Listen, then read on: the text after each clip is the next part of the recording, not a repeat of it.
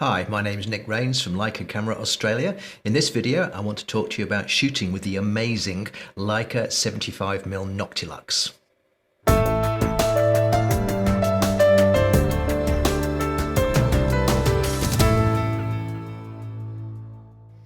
One of the enjoyable parts of my job is that occasionally I get sent new products before they're announced for testing purposes, because when new products of course are released, there needs to be photographs that were shot with those items so that you can see what the pictures look like when shot with them.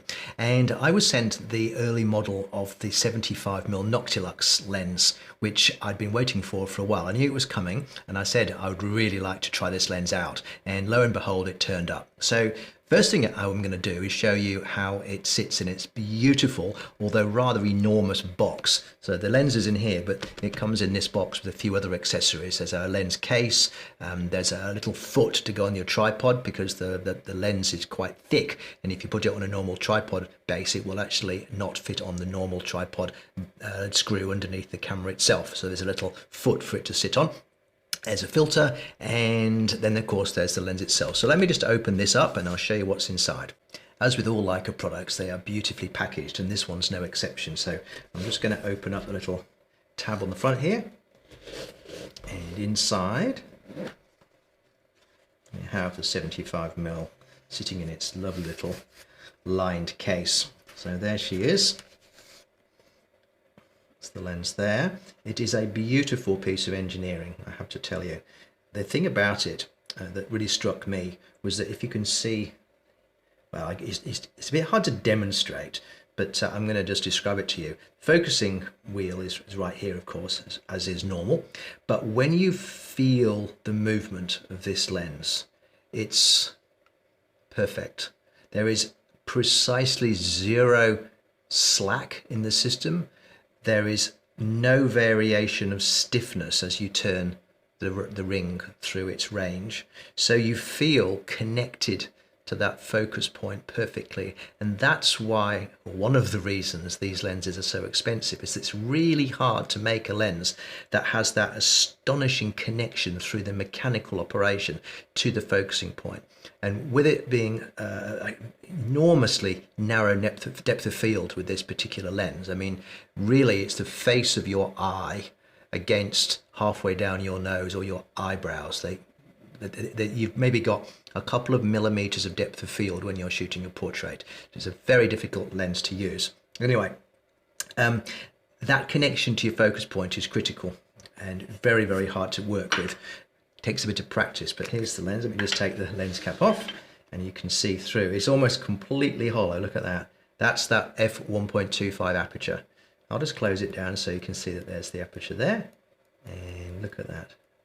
Absolutely astonishing. And if you look at the technical specifications for this lens, you will see that this is probably one of the sharpest lenses ever made by Leica. Peter Carver is justifiably proud of this lens, and I can absolutely vouch for its ability optically. It doesn't have the astonishingly weird look that the Noctilux 50mm has. That's a bizarre lens. It's got the wide aperture, of course, but it also has a really interesting character. This one is far less inflected than that. It's clinically sharp, but my goodness, it's sharp. And of course, like all of these lenses, it's sharp at f1.25, which is of course how you will use it most of the time. Okay, so before we actually look at the images that this lens can shoot, let's have a little talk about actually using it, because this lens is not for the faint-hearted. It's a heavy lens, it's expensive, and it's difficult to use. Now, don't let that put you off, because the results can be like nothing else. Quite astonishing. I've never used a lens that has such a distinct look and at the same time is still shatteringly sharp. So it's got all of the interesting characteristics of the 50mm Noctilux, but rather than that somewhat eccentric look that you get, which you either love or you hate, this is a clinically sharp lens with just perfect fall off of focus. So the bokeh is absolutely beautiful, but it doesn't have that odd look of the 50mm Noctilux. They're very different lenses.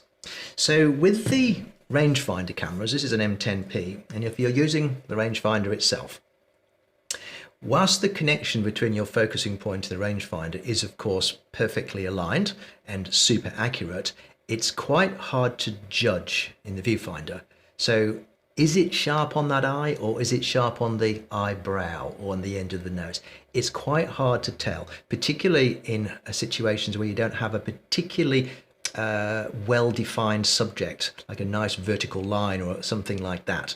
Okay, so, or low contrast subject. So the rangefinder system with this particular lens is challenging to use, and it will take practice. It's of course doable, but it will take a lot of practice to get the hang of using a lens like this and nailing that focus when you're using f1.25.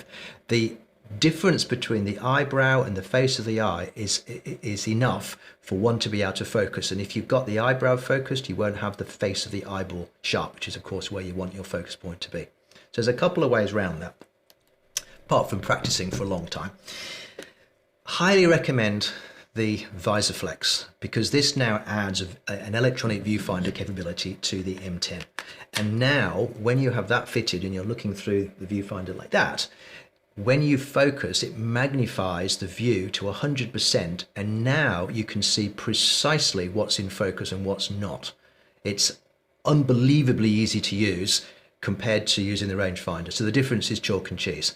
Absolutely doable with the rangefinder with practice, but as soon as you put the visor flex on it, it transforms it into something which is considerably easier to use, because you can see in the viewfinder the precise point that's focused, because it's the image that you're actually shooting. That's what you're looking at. It's the image that the camera's recording. There's also a focus peaking facility in there, which puts a little red haze over the subjects that have, or the parts of the picture that have the highest contrast. It's the jury's out on how effective it is. Some people don't like it, some people do like it. I sort of swing both ways on that. In some subjects it's what you need, in other subjects it's actually distracting. So I tend to turn it off, but again, as they say, your mileage may vary. But I absolutely say that the visor flex on the M10 with a lens like this transforms it from a tricky to use to relatively easy to use. There is, of course, another way of using this lens, and if I just grab my trusty SL2 here with the M adapter on it, and I'll just take this lens off here very carefully, put that on here, there it is. Now I've got the beautiful viewfinder of the SL2 to judge my focus, and again I can magnify the view to 100% by clicking the joystick on the back when you've got the camera set to manual focus. And with this viewfinder being so astonishingly smooth and sharp, it's actually really easy to judge the focus point even without magnifying the view. I can even follow focus with this lens, because with such limited depth of field, the actual focus point is really obvious. It's a bit of an irony, really, that a hard lens to use like this, because of its lack of depth of field, it's actually easy to judge the point of focus because it's so narrow. When you've got a really good viewfinder like this, if the viewfinder wasn't so good, it wouldn't work. But because it is such a good viewfinder, you can actually see where your focus point is.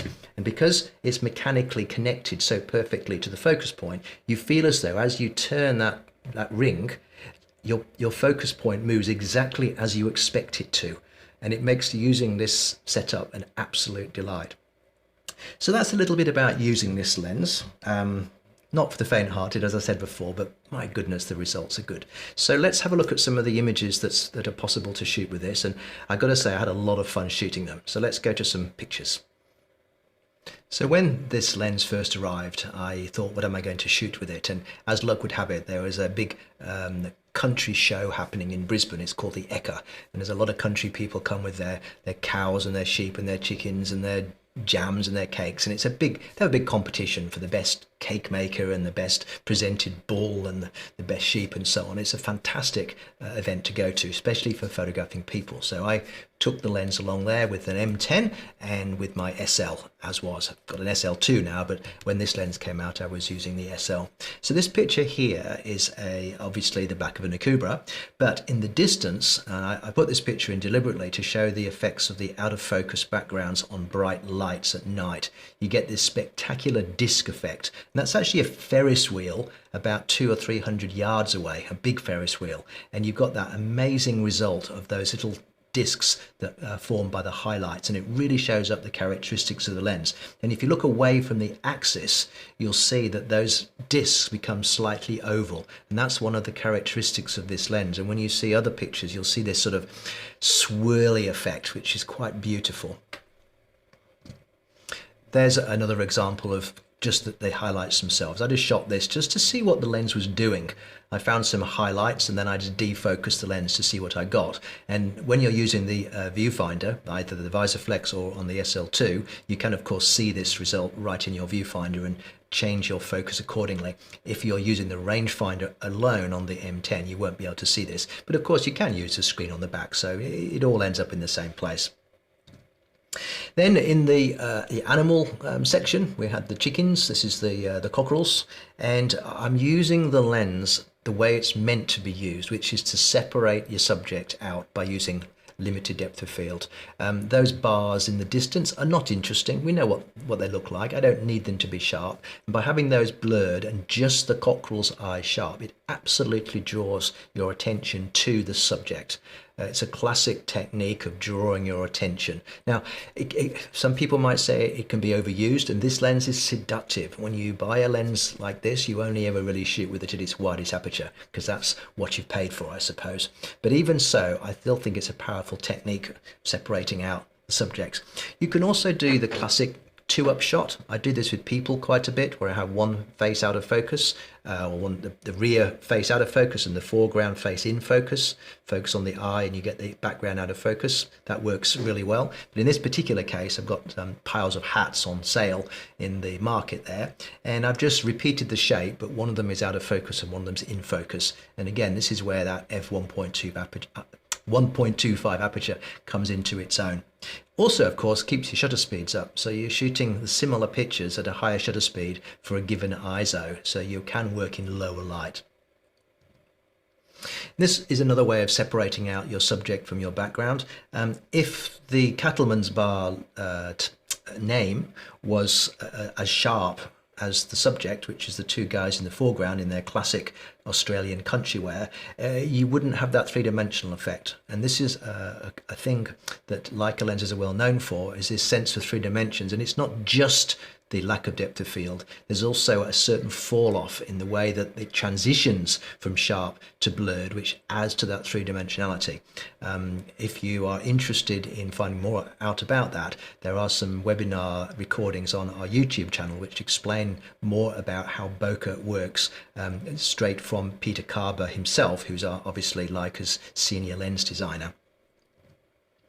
This image here, and I've converted a few of these pictures to black and white, as you'll see, has a sort of Victorian feel about it, because if you think about the large format cameras that were used in those days, they had very limited depth of field, and they had a very particular look which is hard to reproduce these days unless you can throw that background out a lot. Now, unless you're very close to a subject, if you're using an f2 lens or an f2.8 lens, unless you're very close, it's very hard to throw the background out a lot to make the subject stand out.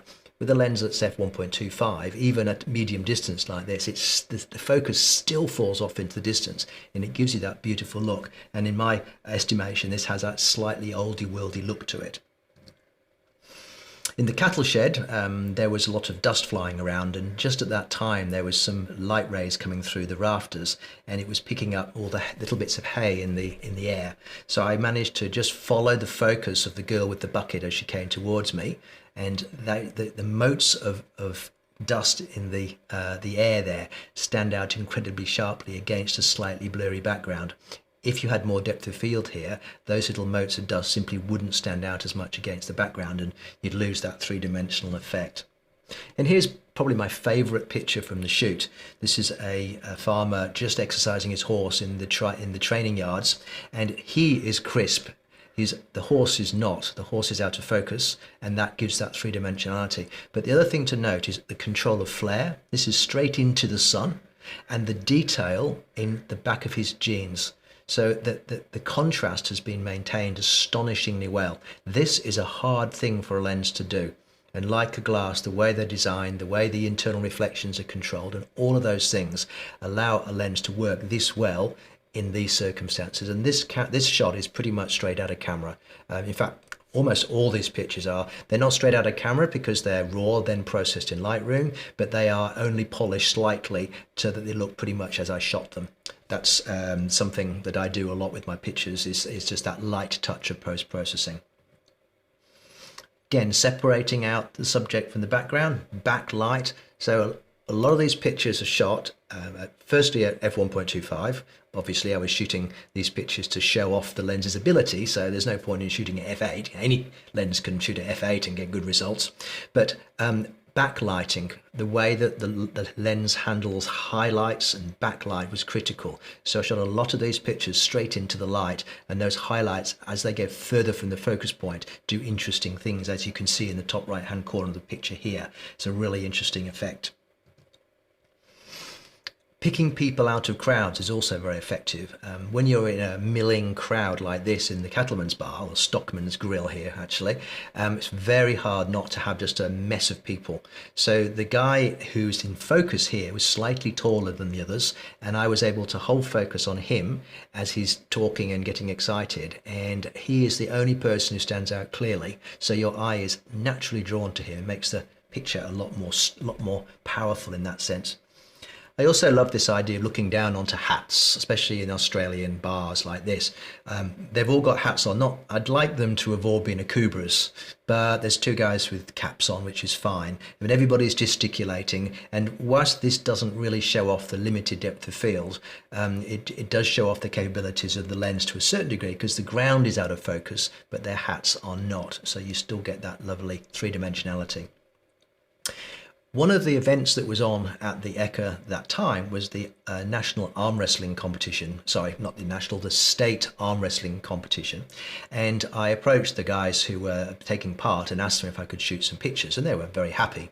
I said I would share the pictures with them, and I did so. They were very happy to get their portraits. And this image here, I think, shows off that astonishing lack of depth of field. You should be able to see here that the face of his eyeball is tack sharp, but the end of his nose is not. And if you look carefully in the original picture, you'll see that his eyebrows are slightly out of focus too. So you've maybe got less than a centimetre of depth of field to work with. And of course, the background is so out of focus you can't even tell what it is, which is something I like about it, because it was very messy, very hard to pick backgrounds in these circumstances. If you can throw them out, it's a really good idea. And this is where I mentioned before, I was following the focus. The guy on the right, he's working hard and he's moving just a few inches, but that's enough to completely throw the focus off, because he's only got to move 1 inch, then his eye is an inch out of focus. So I was actually holding the focus carefully by turning as he moved and trying to get the peak of the action. And if you look at the referee on the left, he's just got that expression in his face. So that was a little moment of time. It also shows up the effort that these guys go to. Same here, the fellow in the foreground is obviously the subject, and the way the light fell on his arm was very powerful, but it's still got to be his face, it's still got to be his eye that you get sharp. Then there's the dog show, of course, and this is a really interesting effect because it's obviously a very white dog against a very out of focus background, and it almost looks like a ghost. It's a strange effect, but still, regardless of whether it's a person or a dog, you've got to photograph the eye sharp. This was shooting through some children on a merry-go-round, and I've kept the focus on the guy in the bottom right-hand corner, and as the children came through, they were progressively in and out of focus, and the background I've overexposed deliberately because I always wanted it to be that light ethereal look. And again, a lens like this works really well because even though the background isn't completely blown out, it's out of focus, therefore very non-distracting. More dogs. This was a lady just preparing her dog for the show, and it was just staring at her with those adoring eyes, and I've just kept the focus on those eyes as usual. Then I took the camera to a rodeo. Now, shooting rodeos you usually do with long lenses. I photographed the entire rodeo with the 75mm 1.25 lens, and I was again trying to show off its abilities. So I was only looking for the sorts of pictures that showed off the lens's abilities. There's lots of pictures I didn't take, of course, but in this particular case I concentrated on the lens's characteristics, which of course is limited depth of field. So I've used it here to photograph just those amazing belt buckles that the rodeo riders wear, and in fact it's a country thing here. I'm sure it is around other parts of the world too, where they have a very strong rodeo tradition. Boots taken off when they before they go riding. Again, throwing the background out of focus, giving it that three-dimensionality. It's an easy picture. You just got to look around, looking down, looking up, just keeping your eyes open for possibilities. This was up in the caller's stand. The guy who calls the rodeo is up in an elevated position, so I climbed up next to him, and as the cowboys are preparing, they're taping their wrists so that they can hang on to the lariat, I think it's called, very strongly. So they put a lot of tape around their fingers, and it's a classic shot of them working their hands and getting them just nice and getting ready. So I photographed this guy in some nice dappled light, and again, that limited depth of field worked really well here. Back of somebody's jeans. It's a little bit strange going up to a young lady and asking if I can photograph her backside, essentially, but I did ask permission, and I said why I was doing it, and I showed her the pictures, and she thought that was quite an interesting thing to do. It was really the broken phone in her pocket that struck me, so, and also the incredibly ornate patterning on her jeans, because the whole jeans shirt thing is a big deal when you're at your country shows and you want to show yourself off to your best way. So it was an interesting shot that I it was interesting shooting it, I'll tell you. Then we get to some action, and again, a little bit tricky because of the limited depth of field, but one of the things about rodeos is the action is reasonably predictable, because you know exactly where the bull's going to start, because it's in the gate waiting to be let loose. And now you never know whether it's going to turn right or left, but generally they turn away from the clowns. So I knew that with the clown in the background, the bull was more likely to turn away from him than anything else. It doesn't always work like that, but you can play the odds. And I've photographed a lot of rodeos over the years, and you get a sense of where the animal's going to jump to, roughly, maybe 50% of the time. And then you keep that focus ready. And then as the animal moves in and out of focus, you have to turn the focusing ring, which again is quite tricky. This was shot on the SL, sorry, and I'm following that focus without magnifying the view, because you can see that focus point quite clearly. This is my favorite shot from that rodeo, because everybody in the shot who's looking has a cowboy hat on. Yep, just checking. Everybody in the shot is looking at the guy on the bull, and he's falling off and hitting the ground real hard. And the clown in the background is running in to distract the bull so that he doesn't turn around and have a go at the poor old cowboy lying on the ground. So everything in that shot is focused on the guy falling off the bull. So to me, that was a complete winner. It's actually the shot I wanted to get. And with that limited depth of field, everybody's out of focus except the cowboy in the middle. So one of my favorite pictures. Portrait, this is the guy who calls the rodeos. So I was stood up near him earlier looking down, and then afterwards I realized that he'd make a great portrait subject. So when the particular event was over, I asked him to come down and stand in the yards and just lean in like that, and focusing on the eye. And you can see how the background falls off astonishingly well, and it's really hard to look away from his eyes, because eyes and faces are big attractors, and anything that's out of focus you don't tend to notice, so your attention is really focused in on those eyes. And I'm going to leave you with this one. This is one of my more bizarre pictures. There was a snake handler at the rodeo, and you could go and pat the snakes. This is just a python, they're quite harmless. And I wanted to get the eyes of the python looking at me, but I wanted to throw the guy's head completely out of focus by shooting at 1.25. But of course, snakes don't stand still. And I have to tell you, I did shoot probably 20 or 30 pictures trying to follow that focus before I got one that was absolutely nailed on his eye. And this is a really difficult shot to do with any other kind of lens. It's not because of the difficulty of focusing, but because you get too much focus on the guy's face, and I wanted him to be completely anonymous. It was difficult because I had to follow the focus, but the lens lends itself to this look, so I persevered and I pulled off a fairly striking image, I think. So that is the 75mm Noctilux, an astonishing piece of optical engineering. Highly recommended if you want a very distinctive look, not for the faint-hearted, but absolutely brilliant to use. My name is Nick Rains. Thank you very much for watching. If you have any comments, please leave them below. Don't forget you can subscribe to find out if we have any new videos coming up, and also there's a mailing list that you can join if you go to the Leica Academy website. Talk to you again soon.